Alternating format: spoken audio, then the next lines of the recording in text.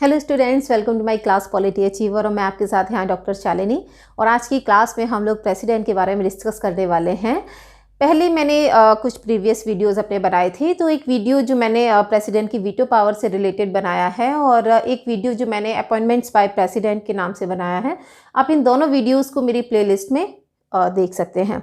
Okay, आज हम लोग पावर्स एंड फंक्शंस के बारे में डिस्कस करेंगे। ओके, तो प्रेसिडेंट के बारे में जब हम बात करते हैं तो इंडियन कॉन्स्टिट्यूशन का पार्ट 5 जिसमें आर्टिकल 52 ये कहता है कि there shall be a president of India. ठीक है, इंडिया की कॉन्स्टिट्यूशन में जो प्रेसिडेंट हैं वो नॉमिनल हेड हैं और रियल हेड हैं प्राइम मिनिस्टर। ये हम लोग मैनी टाइम्स डिस्कस कर चुके हैं पहले भी। ओके, तो यहाँ पर हम प्रेसिडेंट के बारे में बात करेंगे। प्रेसिडेंट जो कि नॉमिनल हेड हैं और जिस तरह से ब्रिटेन की जो क्राउन है या ब्रिटेन के जो राजा हैं उनके साथ उनको कंपेयर किया जाता है। मोस्टली ये क्वेश्चन आता है एग्ज़ाम में कि इंडियन कॉन्स्टिट्यूशन में जो हमारे प्रेसिडेंट हैं उनकी जो पावर्स दी हुई हैं उनको हम किसके साथ कंपेयर कर सकते हैं। ठीक है, तो इंडियन प्रेसिडेंट को हम ब्रिटेन के राजा या ब्रिटेन की रानी उनके साथ कंपेयर कर सकते हैं। तो जब प्रेसिडेंट के पावर्स एंड फंक्शंस की बात आती है तो इसको हम कुछ पार्ट्स में डिवाइड कर लेते हैं, just like legislative powers, executive powers, military powers, pardoning powers, diplomatic powers. इस तरह हमने इनको कई पार्ट्स में डिवाइड किया हुआ है। आर्टिकल 53 कहता है कि the executive power of the union shall be vested in the president and shall be exercised by him either directly और through officers subordinate to him in accordance with this constitution। So president की executive powers को discuss करते हुए हम लोग कुछ points को यहाँ डिस्कस करेंगे। फर्स्ट पॉइंट है head of the nation. President is a head of the nation, he is first citizen of India. इस तरह के टाइटल इनको दिए जाते हैं और इनके पास वो सारी पावर्स हैं। किसी भी पर्सन को ये पार्डन कर सकते हैं, उनका मृत्युदंड को क्षमा कर सकते हैं, ये सारी चीज़ें इनके पास होती हैं, सारी पावर्स होती हैं। सो सेकंड हम लोग डिस्कस करते हैं अपॉइंटमेंट्स बाय प्रेसिडेंट। जितने भी हाई ऑफिशियल्स हैं इंडियन गवर्नमेंट में उन सभी के अपॉइंटमेंट प्रेसिडेंट करते हैं। ठीक है, सबसे पहले स्टार्ट करते हैं आर्टिकल 75 से। Article 75 talks about the appointment of prime minister and council of ministers. तो काउंसिल ऑफ मिनिस्टर्स के अपॉइंटमेंट करते हैं वो with the suggestion of prime minister. इसके साथ ही supreme court and high court के जजेस को अपॉइंट करना, इसके साथ ही स्टेट्स के गवर्नर्स को अपॉइंट करना, then attorney general of India, controller auditor general of India, then election commissioners, इसके साथ ही जो ह्यूमन राइट्स कमीशन है और SC ST से रिलेटेड जो कमीशंस हैं, इन सभी की जो चेयरमैन हैं इन सभी को अपॉइंट करने का काम प्रेसिडेंट करते हैं। और इससे रिलेटेड पूरी लिस्ट आपको यहाँ देखने के लिए मिल जाएगी। सो प्रेसिडेंट की एग्जीक्यूटिव पावर्स को डिस्कस करते हुए एक पॉइंट यहाँ पर यह भी हो सकता है कि president can ask to prove majority in Lok Sabha. ठीक है, अगर मेजॉरिटी नहीं है किसी पार्टी की लोकसभा में तो प्रेसिडेंट यहाँ पर उनसे पूछ सकते हैं कि आपकी मेजॉरिटी नहीं है। अगर आप प्रूव कर सकते हैं मेजॉरिटी तो करिए, अदरवाइज प्रेसिडेंट अपनी इच्छा से या फिर अपने अकॉर्डिंग किसी भी पर्सन को प्राइम मिनिस्टर अपॉइंट कर सकते हैं। तो इसके साथ ही SC ST या OBC से रिलेटेड कमीशन को यहाँ पर अपॉइंट करने की बात होती है तो भी प्रेसिडेंट ही यहाँ पर वर्क करते हैं। देन एक यहाँ पावर उनके पास ये भी होती है, अगर सेंट्रल गवर्नमेंट और स्टेट गवर्नमेंट इन दोनों के बीच में डिस्प्यूट्स हों तो उनके बीच में कोऑपरेशन के लिए, अदरवाइज अदर स्टेट्स के बीच में कोऑपरेशन के लिए वो एक इंटर स्टेट काउंसिल भी अपॉइंट कर सकते हैं।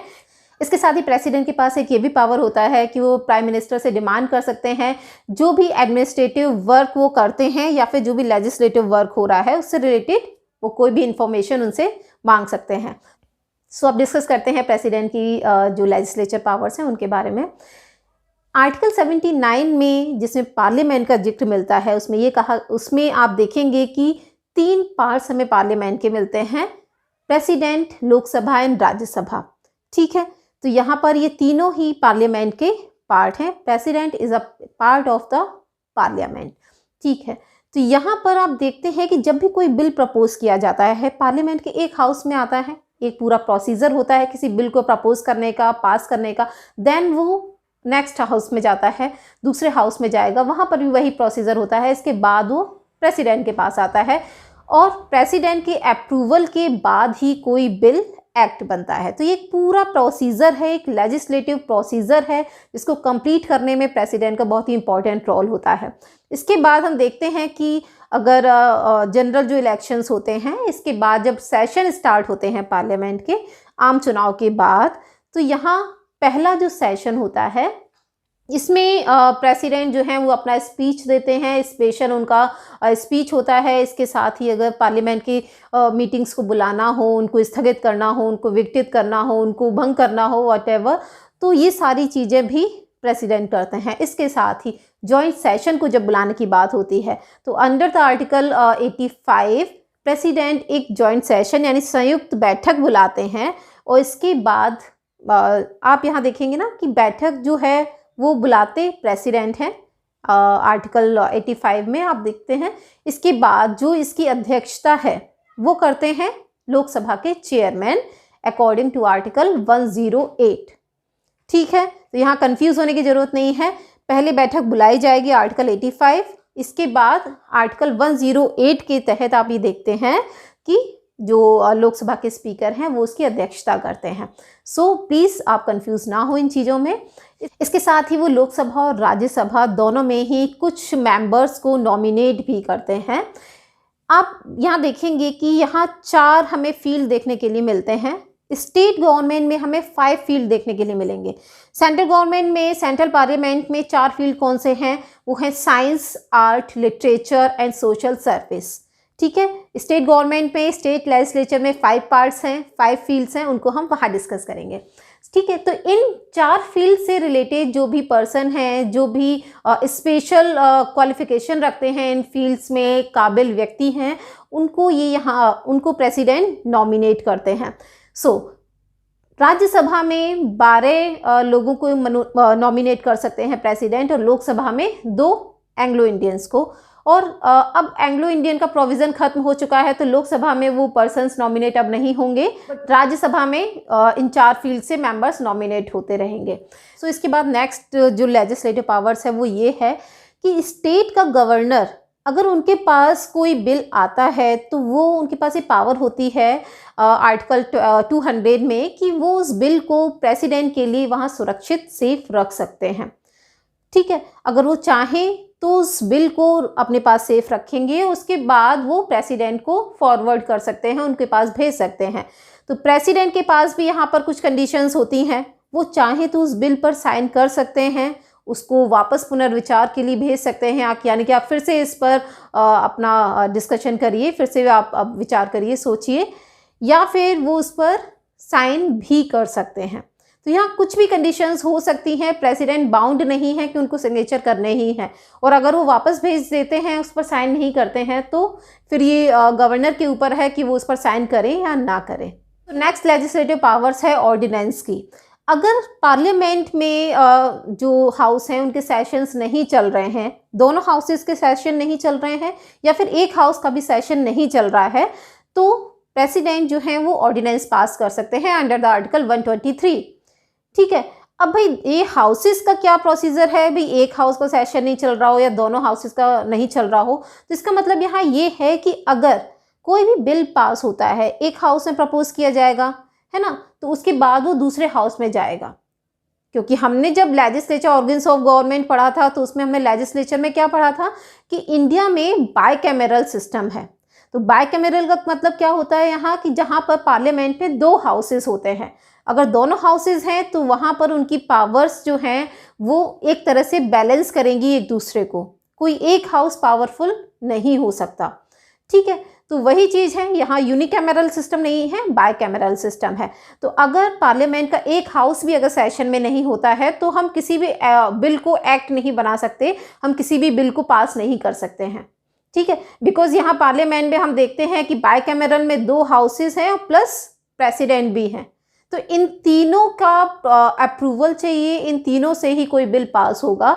अब सपोज आप ये देखते हैं कि भी लोकसभा में जो फाइनेंस बिल है या बजट है वो लोकसभा में प्रपोज किया जाता है, बिकॉज लोकसभा के पास उससे रिलेटेड सारी पावर्स हैं, राज्यसभा के पास तो नहीं है। लेकिन जो फाइनेंस बिल लोकसभा में प्रपोज किया जाता है, इसके बाद वो पास होने के बाद ना वो जाता है राज्यसभा में, और विद इन 14 डेज राज्यसभा को उसे पास करना होता है। यही तो प्रोसीजर है।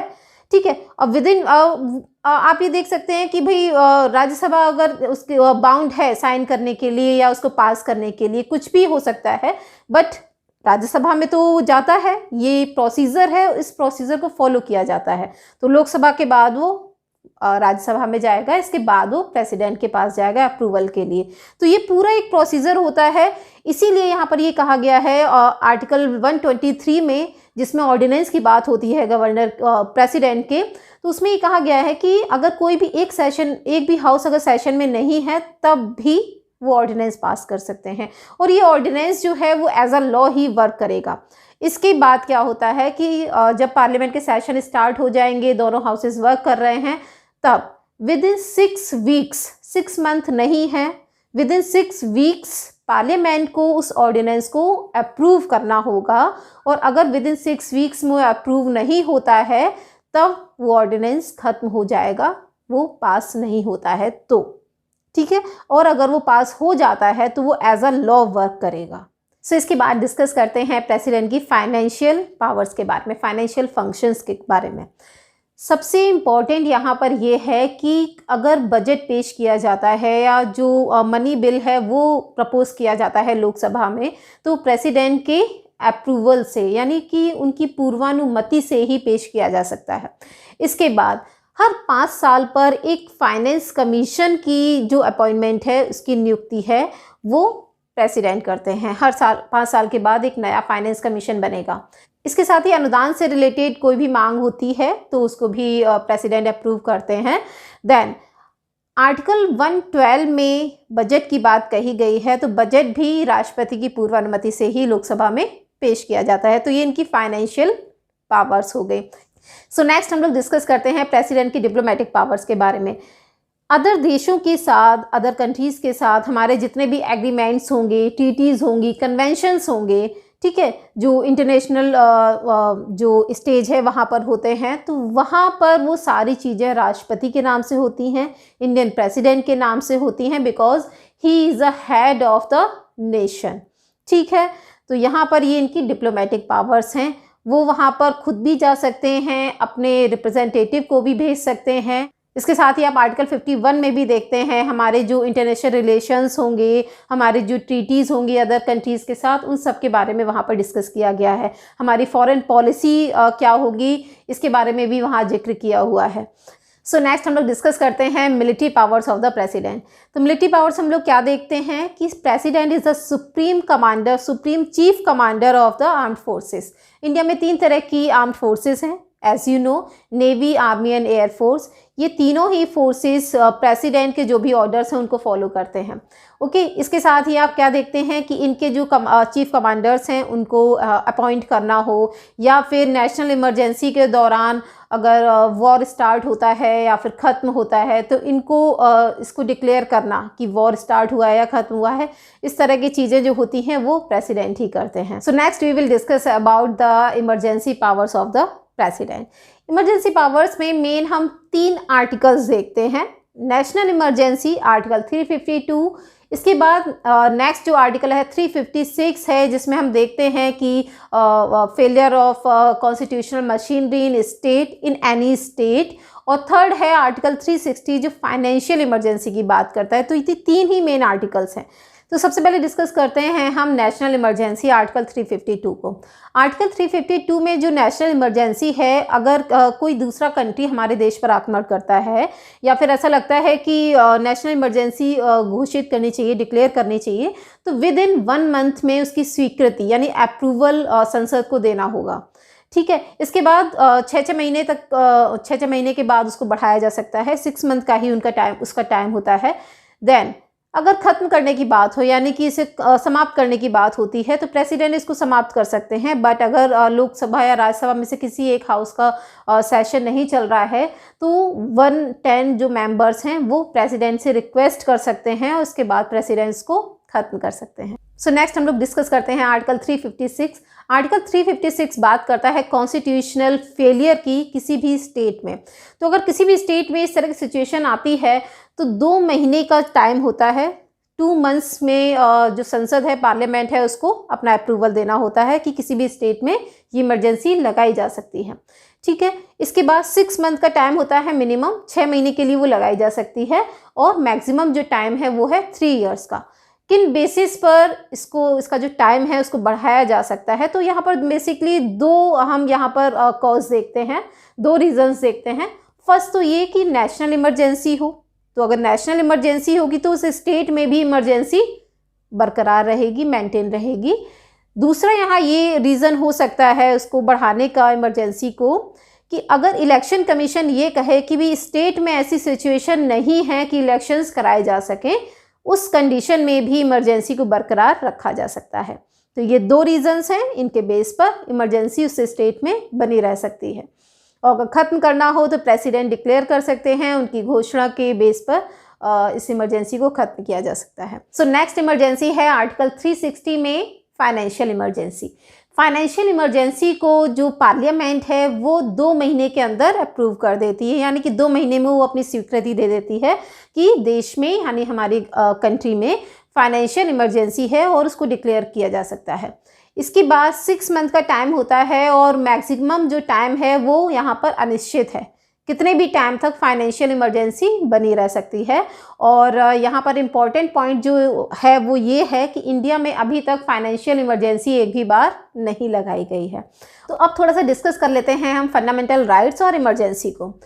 बेसिकली यहाँ 2 आर्टिकल्स हैं, ठीक है, आर्टिकल 358 और आर्टिकल 359। आर्टिकल 358 में ये कहा गया है कि आर्टिकल 19 को स्थगित किया जा सकता है और बाकी के जितने भी राइट्स हैं वो एज इट इज़ रहेंगे।